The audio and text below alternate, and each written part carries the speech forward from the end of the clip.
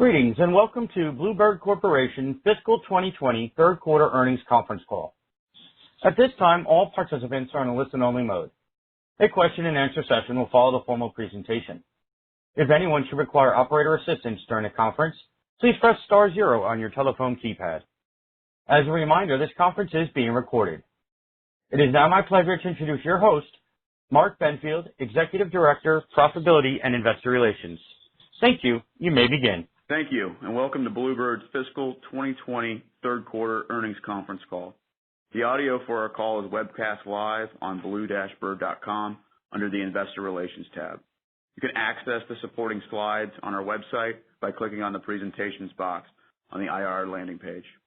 Our comments today include forward-looking statements that are subject to risks that could cause actual results to be materially different.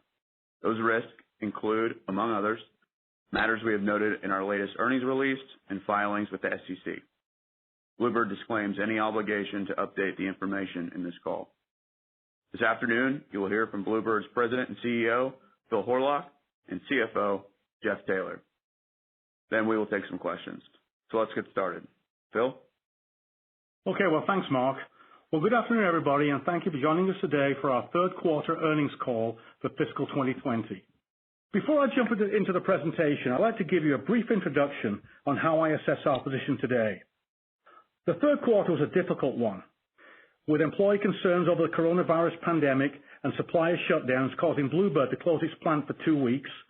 Schools were also closed, and transportation employees were sheltering in place. School boards were deliberating over plans for school start in the fall, and new bus orders were delayed significantly. Let me state, however, that Blue Bird is in a strong financial position with ample liquidity.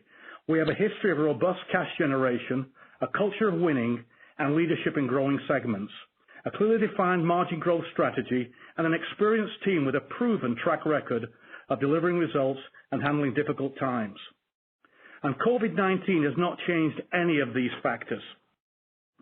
Fourth quarter volume will be up substantially from the third quarter, although still significantly down from last year. The delay in new bus purchases is being driven by the uncertainty surrounding COVID-19 impact in the school classroom and consequent decisions by many school districts to extend online teaching at least through the first semester. However, when schools begin to reopen for in-classroom teaching, we expect to see increased demand to replace the aging school bus fleet, and we are well prepared to handle that. We're continuing to drive business structure improvements despite the pandemic impact, as evidenced by higher unit revenue and lower costs in the third quarter, which has been a consistent pattern over the past 2 years. And we have taken austerity measures to preserve cash and improve profitability, and our liquidity is very strong at over $100 million. Importantly, though, I'd like to give special recognition to our incredible employees for their commitment and dedication to Blue Bird during this pandemic. Despite these unprecedented challenges, I'm so proud of the positive attitude and outstanding morale of the Blue Bird team in ensuring we stay open for business and continue to deliver buses that will keep our children safe and our company healthy. So with that introduction, let's move on to slide 4 and take a closer look at the state of our business. As the headline says, while we are dealing with market and industry challenges, we are confident in the state of our company as we continue to improve our business structure. The challenges we faced during the third quarter were entirely the result of the coronavirus pandemic. As a result of increasing employee concerns and supplier plant closures, we elected to close our plant in early April for 2 weeks, and then after reopening, we had to deal with continued supplier disruption that impacted our production efficiencies, causing additional overtime, rework, and expedited freight. The good news is that is now substantially behind us. With uncertainty over classroom start in the fall, the slower order intake continues through the first half of the quarter. Consequently, we have lowered our industry volume outlook for fiscal 2021 to 28,000 to 29,000 new buses from the recent highs of 34,000. It's important to note these challenges were and still remain very significant, but they're temporary, and we'll get through this. We just have to deal with them and, importantly, position ourselves to be stronger when the industry recovers. In that regard, we made a number of positive strides in the third quarter. We deployed strict countermeasures against COVID-19, protecting our employees and ensuring 100% business continuity after restarting production. We took the opportunity to move to a single production shift on June the 1st, and this has been a seamless transition with significant productivity and quality gains. And we'll expand the daily capacity by January 2021, enabling us to meet any demand increases from the second quarter of fiscal 2021. Supply chain disruptions also eased significantly as we ended the third quarter, although we do continue to aggressively monitor and address material supply risks on a daily basis. Our three-pronged margin growth strategy, namely pricing for economics, growing in alternative fuels, and reducing structural costs, delivered strong results again this quarter, as it has for the past 2 years. On the cost improvement and cash generation side, in addition to the transformational structural cost reductions that we have discussed with you each quarter, we have initiated significant additional plans to achieve annualized cost savings of $15 million, mainly through cutting SG&A expenses, and also cash preservation actions totaling a further $40 million in the second half of fiscal 2020. I will cover this in more detail later. And finally, I can tell you that our production slots are filled for the balance of the fiscal year, and fourth quarter unit sales are expected to be more than 40% higher than in the third quarter. All in all, we are facing up to the challenges of COVID-19, and importantly, we're positioning Blue Bird to be stronger and more efficient when demand recovers. Let's now turn to slide 5 and review the key financial results. Not surprisingly, and as most companies are reporting, our third quarter financial results were significantly impacted by COVID-19 and were down from last year. At about 1,950 buses, our unit sales were down 1,472 units from last year. That's a decline of 43%.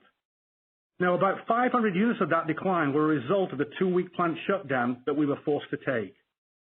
Similarly, net sales of $189 million were 39% below last year. But on a positive note, our average bus selling price was a substantial 9% above last year at $92,700 per unit. That growth in selling price is a cornerstone of our margin growth strategy, and it's working.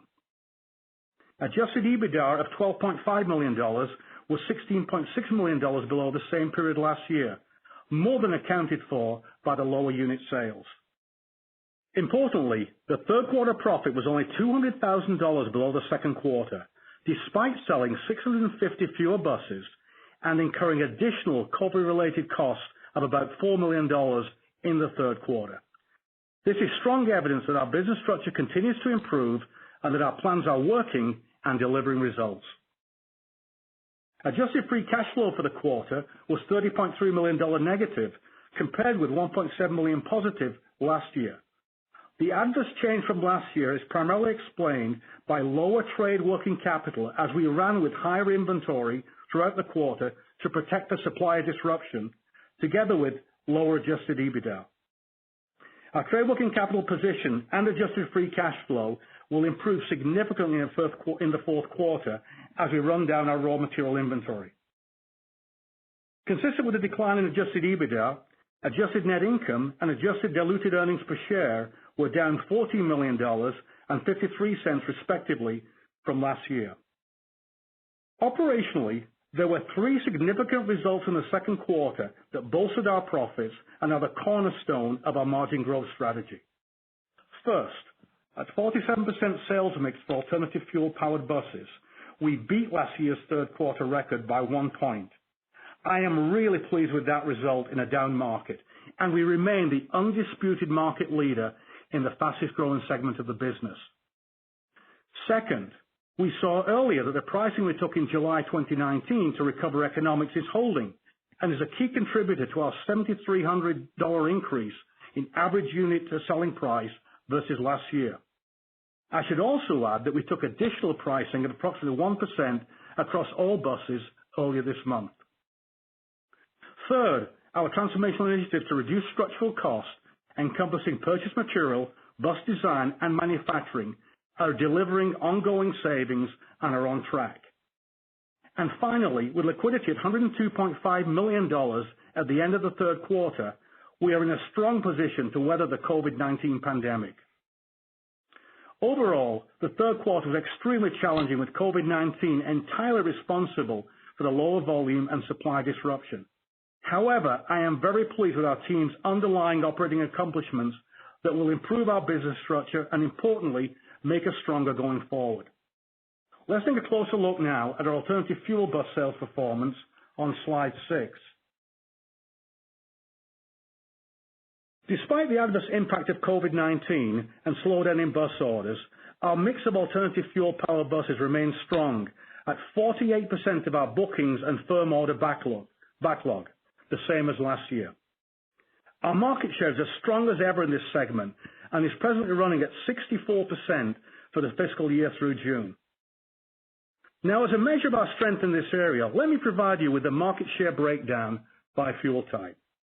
We are number one in propane with 75% market share. We are number one in gasoline with 58% market share. We are number one in electric with 51% market share. And we are number two in compressed natural gas with 46% market share, having sold just 12 fewer buses than a competitor. Now, that's what I call leadership across the board. Significantly, 291 customers have purchased or ordered alternative fuel buses from us for the first time ever this year. That's on top of more than 400 customers who tried our new alternative fuel options last year for the first time. Importantly, our alternative fuel-powered buses have enabled us to conquest new business from our competitors, bringing 113 new customers to the Blue Bird family so far this year.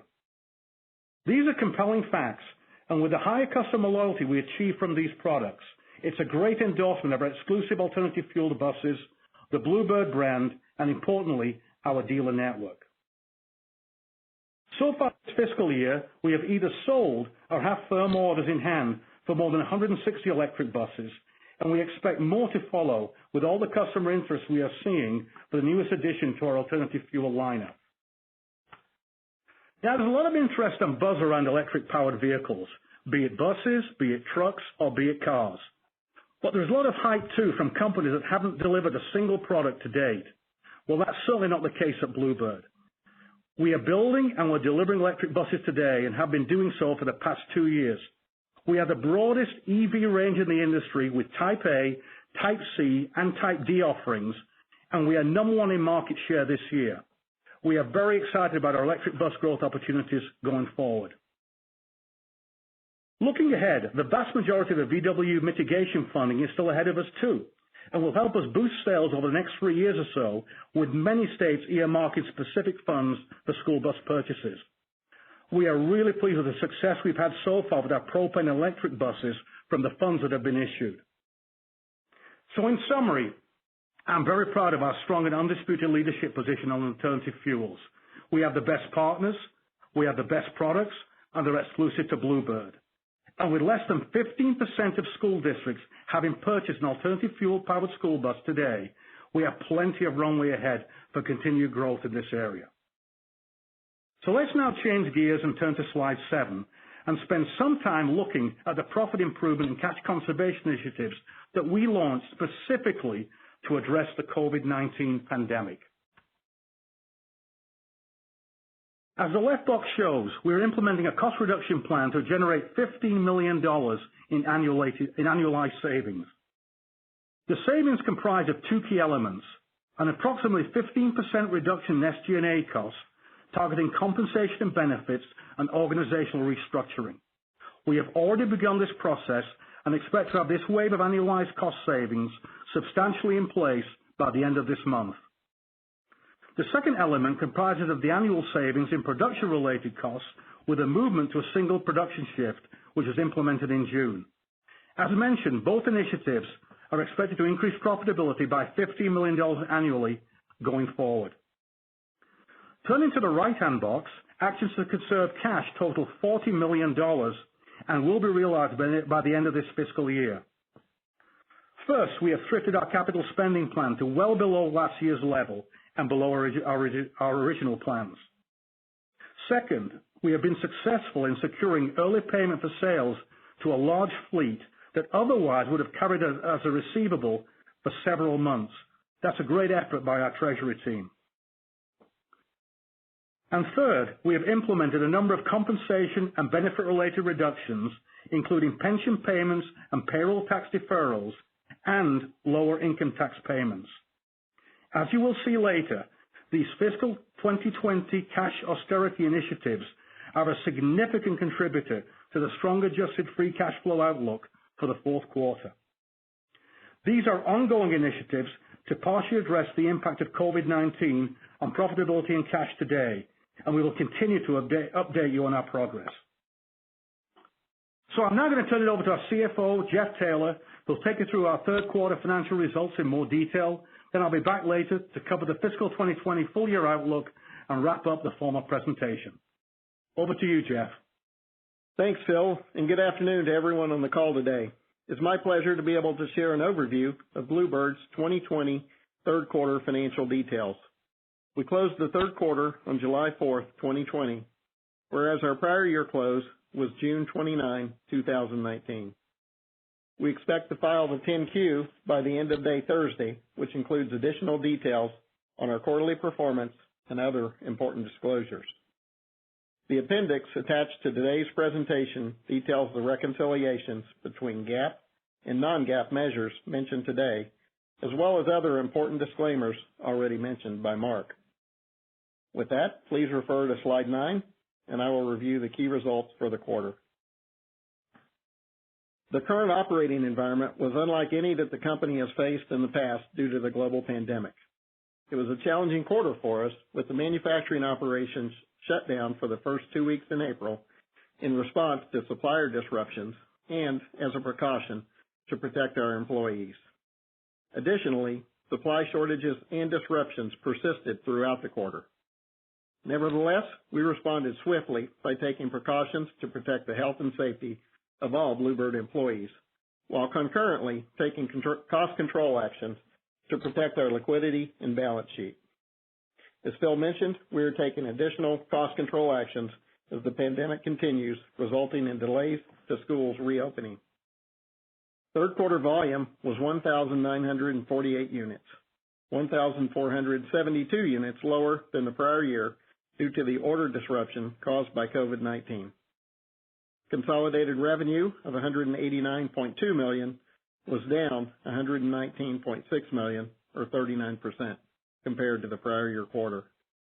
Bus net revenue of $180.6 million was down $111.6 million, driven by lower volume.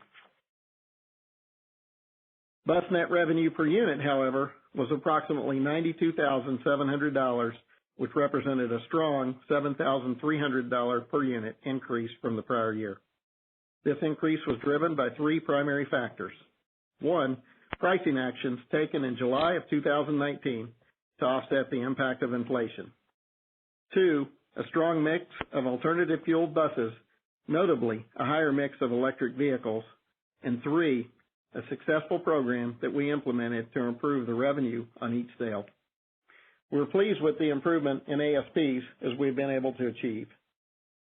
Parts revenue for the quarter was $8.6 million, representing a decrease of $8 million, as maintenance facilities were broadly shut down due to the COVID-19.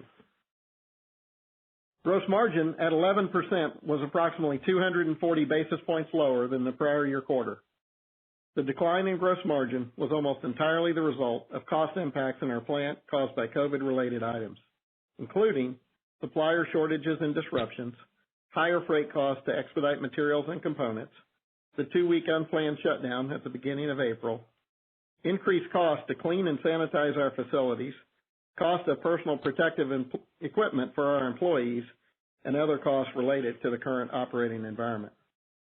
As a comparison, gross margin when adjusting for COVID costs would have been approximately 15% or 150 basis points above last year at normal volumes, which is indicative of the productivity and efficiency improvements that we have implemented. Selling, general, and administrative, or SG&A, of $17.8 million for the quarter was down year over year by $3.2 million as a result of lower engineering expenses and cost actions implemented earlier this year. Third quarter GAAP net income of $1.3 million was $13.3 million lower than the prior year, consistent with the decline in gross profit. On an adjusted basis, net income was $4.4 million, down $14 million versus last year. Adjusted EBITDA of $12.5 million was down $16.6 million compared to the prior year, which I will cover on the next slide.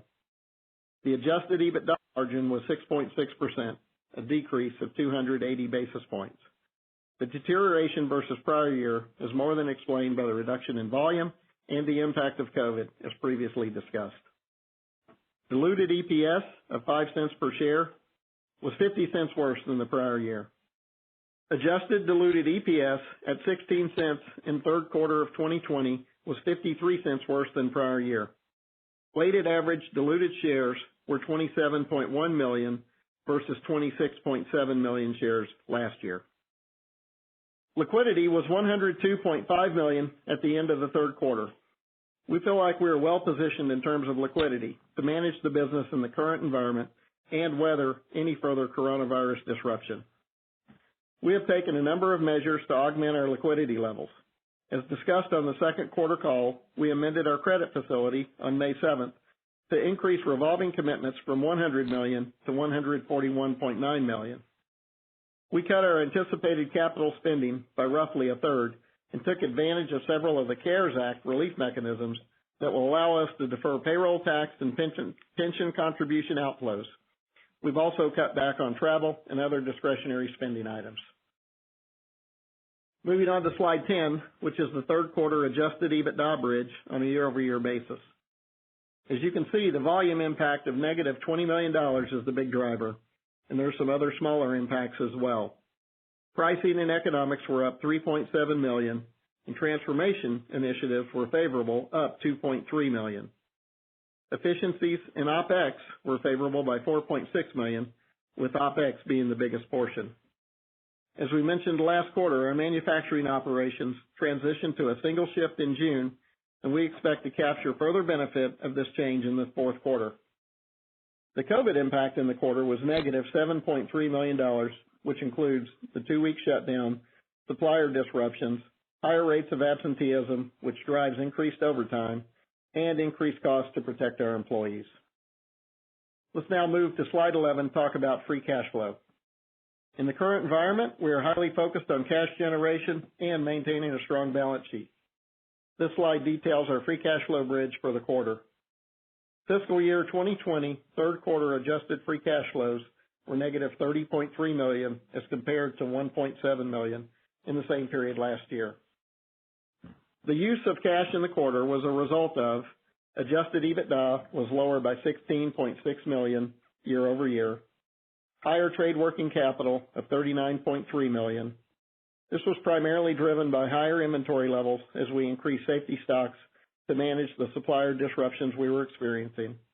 We expect to recover the majority of our inventory increase from the prior year end in our fourth quarter as we implemented specific initiatives to improve trade working capital.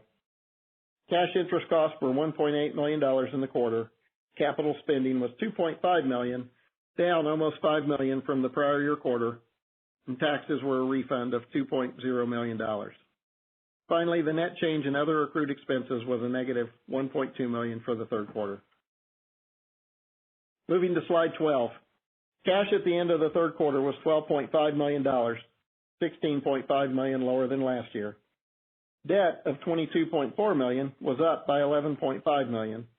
The higher debt level is more than explained by the revolver balance of $45 million at the end of the quarter compared to our $20 million revolver balance last year. Net debt was $209 million at the end of the quarter. Our net debt leverage ratio for the third quarter was 3.3 to 1, which is still below the 3.75 to 1 threshold. However, it increased in the quarter as a result of lower EBITDA. To summarize our financial position, we are operating in unprecedented business conditions. However, we acted quickly and decisively to lower our costs and improve our liquidity.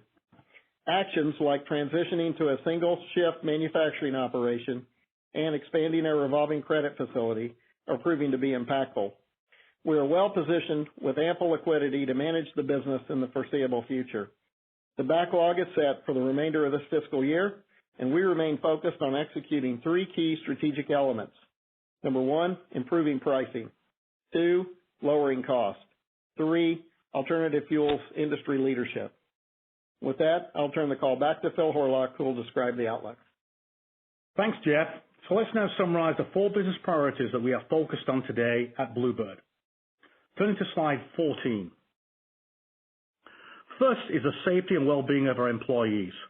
We have taken significant measures to protect our employees from COVID-19 and have established a rigid protocol that has served us well to date, both in our plant and our office buildings. We continue to explore new techniques and technologies to further assist in ensuring our employees' safety and health are at the forefront. Needless to say, a safe and healthy workforce is key to our business continuity, and we have an incredibly loyal and dedicated team of professionals. Second is annual pricing to recover economics and the introduction of new products and features. With a 9% increase in average bus selling price in the last quarter, which includes pure pricing, a richer vehicle mix, and higher option take, we are confident in our capability to price annually. Third is a relentless focus on driving down structural costs through our transformational cost initiatives, which by the end of this year will have delivered more than $50 million in savings since we started 3 years ago. As you saw earlier, we are supplementing this program with targeted reductions in SG&A, specifically in the area of compensation and benefits and organizational restructuring. And fourth, our continued growth in the mix of alternative fuel-powered school buses, where we benefit from higher margins and increased owner loyalty compared with conventional fuels.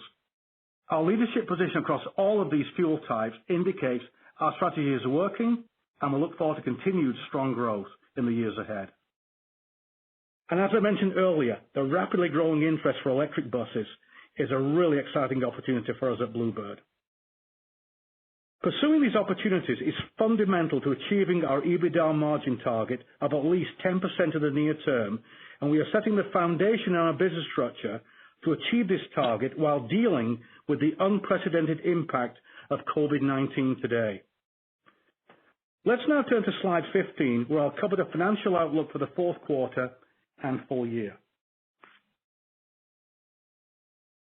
At the last earnings call, as many public companies had done, we withdrew full year guidance because of the uncertain economic outlook. With fourth quarter production slots now full, however, we have a good visibility on the expected fourth quarter sales and full year financial outlook. The outlook for the 3 metrics on which we typically provide guidance are shown on this slide. With fourth quarter unit sales projected to be more than 40% above the third quarter, fourth quarter net revenue is projected to be between $250 to $275 million, with a full year outlook between $848 and $873 million. Adjusted EBITDA for the fourth quarter is projected to be between $16 to $20 million, with a full year outlook between $49 and $53 million.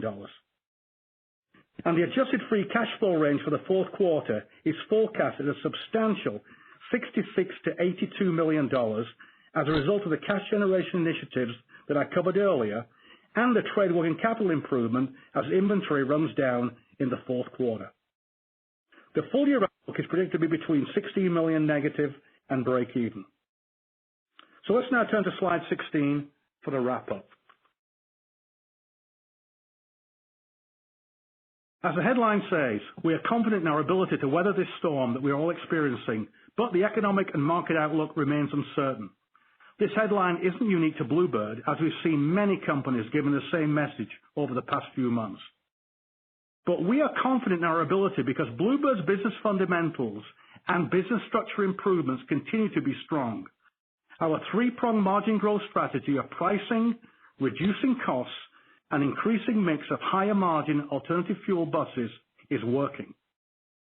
The latter could not be accomplished without differentiated and class-leading products that are market disruptors, namely our expansive and exclusive range of alternative fuel-powered buses. We successfully moved to a single-shift operation late in the third quarter that will deliver increased productivity and higher quality and will meet future demand needs. This is a great example of Blue Bird restructuring its business in response to a difficult time and making us more competitive going forward. While the school bus industry is down this year and is likely to remain so until we see an increased resumption of in-classroom teaching, actual customer demand for new buses remains very high, as 25% of the U.S. and Canadian school bus fleet are 15 years of age or older.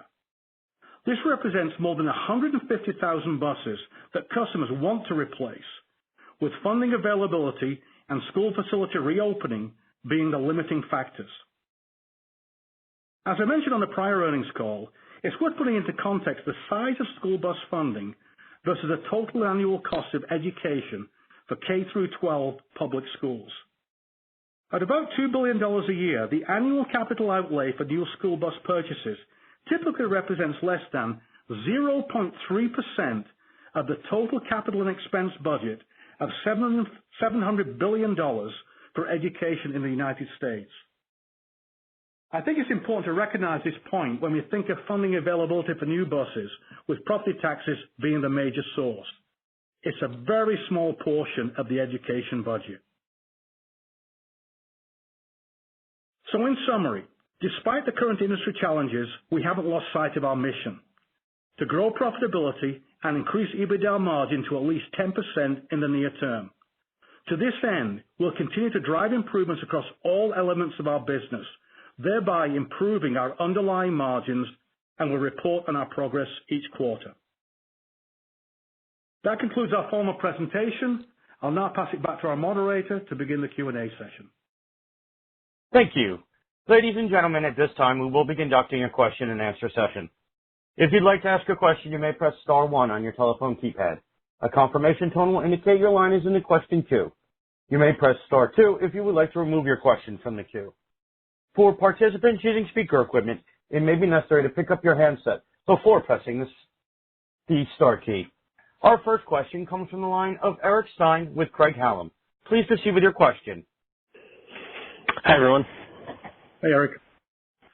Hey, so I noticed in your presentation, it looks like you're planning to increase production, or that it's in place for the second quarter of fiscal 21. And just curious, I mean, is that based on maybe feedback you're getting from your dealer network or customers, or is that a target that you've got in place now? And then as time goes by and as that gets closer, you'll have a better indication if that is when you start to see some pick back up again in volumes, or some of the recovered volumes based on timing. Any thoughts on that would be great. Yeah, Eric, it's Phil here. Yeah, I mean, that's really our plan that's our production plan to increase capacity, following a couple of actions we're going to take in the October shutdown and Christmas shutdown period, so we can really handle any surge in volume that will come, because despite the fact we're in this COVID-19 environment, there's no question, there's always a surge in the second half of the year. And, there's some uncertainty now with obviously many schools being out, with online teaching and being closed. And obviously as soon as we get through this pandemic and cases start to slow, we know schools want to reopen. We want to be ready for when that happens, because they're going to want buses. When schools open, they're going to want buses again. So we just put a plan in place, recognizing the first quarter is always traditionally our lowest volume. We can handle that with the current capacity. We want to be ready to meet any demand surges that occur from the January, February time period onwards. Understood. Okay. Maybe just turn into the paint shop. I know that, you've got that ramped up.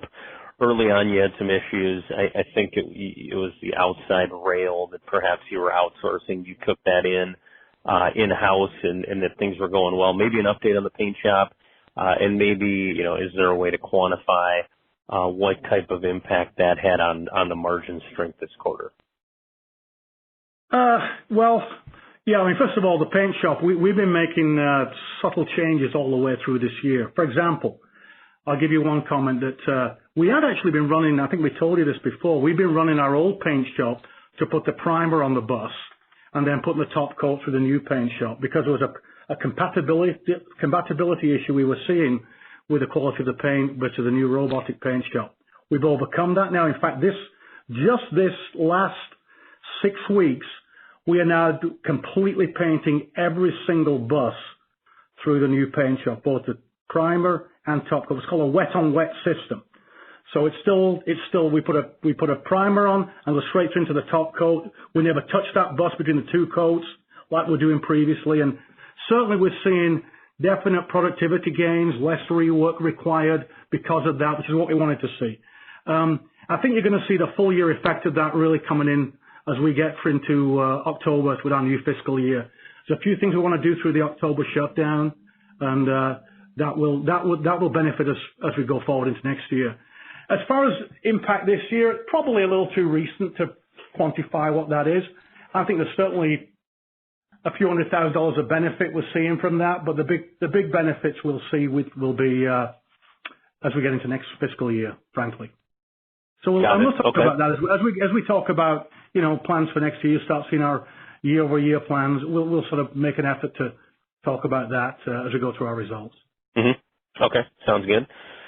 Maybe last one for me, just on the price, the ASP increase there, and I know alternative fuels and specifically electric, and maybe I missed it in results or in your commentary, but I mean, was that an abnormally high level this quarter in terms of electric, or is that a number, based on what you see in backlog orders, et cetera, that you view as a sustainable level? I got to tell you, we're seeing every quarter increased interest and increased orders come in for electric. I mean, it's gone really well for us this year. And in fact, the biggest quarter of the year for electric will be our fourth quarter. So we really feel good about where that's going. I think it's resonating with customers. There are grants available through the California Energy Commission in California. We've got the VW grants available. Just like anywhere else you sell on trucks or anything, any electric vehicles that are sold on big products, they tend to be supported by grants. But we're seeing a nice real uptick in that. In fact, we just recently increased our capacity capability even in our Fort Valley plant here to handle more on a daily basis. So yeah, it's going well, and that isn't a one-off thing. I think we look at this as a real good growth opportunity for us, and I'll be honest with you, I've been a little surprised by the way it's taken off, but now I'm not surprised anymore, and I keep pushing my guys for more sales. So we feel good about where it's going. All right, that's great. Thanks. Okay. Hey, before I get to the next question, just one thing I want to point out. I did make one little misstatement when I was going through slide 4. The slide was correct, but I said our industry volume outlook for fiscal 2021 is 28 to 29,000 buses. Obviously, I meant fiscal 2020, which is what the slide says, because we aren't given an outlook or a guidance yet on 2021. So I just want to correct the misstatement I made there. Thanks. Our next question comes from the line of Craig Irwin with Roth Capital Partners. Please proceed with your question. Good evening, and thanks for taking my question. So first question is the slides, the 160 plus electric buses. Can you maybe give us a little bit of color on the breakdown there? Is that all for California, or are you making deliveries across the country? And is that for shipment exclusively in this fiscal year that ends in September? Obviously, California, Craig, is the biggest market for us. I'd say about 75% of that are the California market, but we've been selling Washington. We sold to New York. I know we've got looking at things in Georgia, Alabama. Just this last week, took delivery of a couple of buses. So it's all over the place. Texas too. We're seeing a lot of states really picking up the interest here. And I'd say that the VW grant money's coming very well for us there. There's some what's called HVIP money as well, which you can use for electric buses. So every state is really looking at it. There's no question. There's a ton of excitement around it with school districts, parents, and we want to be at the forefront of it. So it's not just California now, which it was sort of last year. It's grown across the nation now. Okay, and then you mentioned the VW mitigation funds, the Dieselgate funds, right? So I guess around a quarter of that has been dispersed in the last year. Would you expect a greater amount to be dispersed in this upcoming fiscal year? What are you hearing about the probable disbursements there, and how do you feel about your competitive positioning for those awards? Okay, so I think we're probably going to look at something similar to this year. Because I think what you're going to find is a lot of districts that might be wondering about, hey, my school is closed, I'm doing online teaching, I want to get buses when it opens again. Obviously, when there are grants available, they can access that really quickly. It's a very easy sell with a school board to go in and say, opportunity here to take some grant money. So we expect it to be something similar to this year. In terms of us, why we think we're well positioned, the products in there are diesel, obviously the clean diesel that we all have now. We have a great partner in there with Cummins, so I think it's a full level playing field. But obviously propane, electric, compressed natural gas are all part of that. When it comes to propane, and you remember why this money came about. It's because of, I should just say simply, people were cheating on emissions. That engine was just not right, was not true, and the money was made of it. VW was fined, money became available.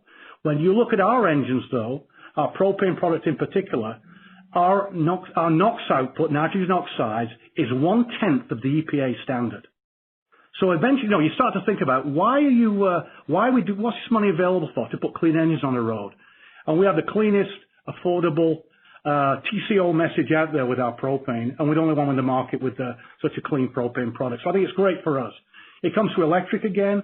Lots of states are doing that different ways. Some are normalizing it to make it the same as a conventional sort of product. Some are giving a significant investments just for a few electric. But obviously, when you look at sheer volume, there's far more assigned to propane, to CNG, or to gasoline than the entire electric amount, because electric costs so much. But I think I look at it, how we're positioned. Of the three major manufacturers in this business, we're the only one with an electric bus on the road today who's delivering buses, so we feel good about that. So I think our leading, position in propane, electric's following, where we are in CNG, I think we're in a really good shape, and we keep working it. Okay, and then the $15 million in EBITDA savings, right? I think you indicated that 1/3 of that is from the move to single shift, and the other 2/3 is from adjustments in SG&A. Can you just confirm for us that was achieved in this past quarter, so the full benefit should be there in the fourth fiscal quarter? And what do you see as flexible opportunities to increase that cost savings cushion as we go into fiscal 21 if many of these school districts that are remaining closed just don't have the demand and you do see demand pushed out over the course of next fiscal year? Okay, let me take that first part, your first section first then. So the paint shop we implemented, the single shift was June the 1st we put it in. So yeah, you're going to get a full quarter effect in the fourth quarter of that. We've only just been over a month and a half into it. But the SG&A, I think I said on the call that that will be substantially implemented, I said, at the end of this month. So we certainly won't get a full quarter effect of that. You're going to get really just 1 month effect of that. And that the $50 million was an annualized amount I put in there. So you think about your modeling next year, you think about SG&A and the single shift impact essentially over this last year. It'll be in the order of $15 million less the fact we have we have 1 quarter this year of the single shift benefit. Could I just Craig, the second part of your question was really, what's the future opportunity there for additional savings, and how do we balance that with our outlook for next year? And I would say that's really a work in progress. So we're taking significant actions this quarter to rightfully position the company for the environment that we're in today. And we'll continue to monitor that going forward. If the environment continues to deteriorate, then obviously we'll evaluate that for further actions that we may need to take. But remember, we really want to balance, the opportunity to recover when the market recovers. And so if we cut too deeply, then we'll sacrifice some of our ability to really bounce back when the market bounces back. And so, we're taking that into account as we evaluate those options going forward. Great. And then last question, if I may, can you guys comment on the electric school bus growth rates that we're likely to see over the next few quarters? Are you seeing, growth rates well over 100% right now? And do you expect similar growth rates to continue over the next handful of quarters? Well, I mean, when you look at this year, I think certainly versus last year, it probably is about 100% growth versus last year. Whether or not that continues, I'd love to see that continue. It's hard to say really because it's so grant focused right now, grant driven right now, that it's just it's a little difficult for school districts just to see that I can just alter all my desired new buses into electric or try and increase it. However, having said that, your point's right on, spot on, because the fourth quarter orders that we have that we were building in the fourth quarter and booking in the fourth quarter are quite a bit above the third quarter, which is over the second quarter. So we definitely are seeing that growth, but I don't double would be great. We just got to see what happens. I'm not prepared to put a number on that, but I will tell you this: it's going to grow, and it's going to grow substantially. But double might be a little bit optimistic. Right, and I think we would expect to see strong growth rates return once the pandemic is cleared and we get that headwind really off of us. But in the short term, that'll impact the overall market and where that market grows. But one thing I would say, Craig, you've hit on something really interesting, because when you go talk to school districts, they're very familiar with diesel. Propane is now incredibly mainstream. So is gasoline. CNG is still not perfect for our market, quite frankly. It's too expensive. Filling station, filling infrastructure. What would they want to talk to us? When you usually talk, it's like, tell them about electric buses. What's going on there? What's the TCO benefit? What can I expect to save? How much does it cost? So there is definitely a strong buzz around it that we're excited. We are excited about it. We want to make sure that we're ready for it. Hence, I've talked about just this last quarter we increased our own daily capacity capability. So we're planning to be there when the growth to capitalize any growth opportunities. Great. And just a clarification, right? So the growth of electric buses, we understand, is greatly outstripping any activity in the regular school bus market. Can you confirm that we do continue to see really solid positive growth in electric school buses despite COVID, despite the headwinds on the rest of the business? Well, yeah, I'd say so. Yes, yeah. I mean, we have to recognize too, we're from a fairly small amount of volume right now, so it's easy to grow. I mean, if you look at what we've done with propane and gasoline over the years, we were 20-30% growth some years, and now we're selling. In a good year, this year, for example, we'd have been looking at 5,000 plus of those two product lines versus 160 electric buses. So some of it's from the baseline, it's strong, but certainly percentage growth-wise, you're absolutely right. Electric's going to outpace the rest.